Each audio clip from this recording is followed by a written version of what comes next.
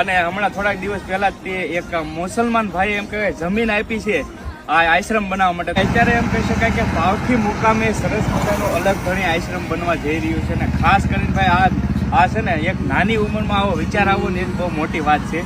પોતે ભાઈઓ છે ને આખ્યાનનું ગ્રુપ છે, આખું આખ્યાન રમે છે અને મંદિર બધા બનાવતા હોય, પણ આ લોકોને એક અલગ હશે. કેટલા મકાન બને છે?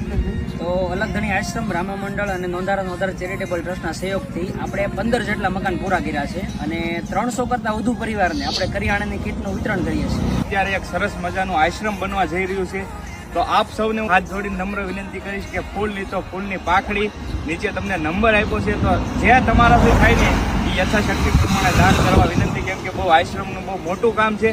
તો ખાસ કે આશ્રમ કઈ રીતે સંતોષભાઈ કાર્ય કરવાનું છે આપણે? તો આપણો જે અલગ ધણી આશ્રમ છે એમાં આપણે એવી રીતે સેવાકીય પ્રવૃત્તિ કરવાની છે કે જે નોંધારા માણસો હોય કે જેમને આગળ પાછળ કોઈ છે નહીં, કોઈ મદદ કરવા વાળું નથી, એવા લોકો, પછી અનાથ બાળકો હોય તોય ભલે, વૃદ્ધ વડીલો હોય તોય ભલે, માનસિક પરિસ્થિતિ ખરાબ હોય તોય ભલે, એ લોકો અહીંયા આવીને આશરો લઈ શકે, ખાઈ પી શકે અને ભગવાનનું ભજન કરી શકે. ખાસ કરીને તમે કાંઈ ન આપી શકતા હોય ને તો આ વિડીયોને 10 જણા સુધી શેર કરજો.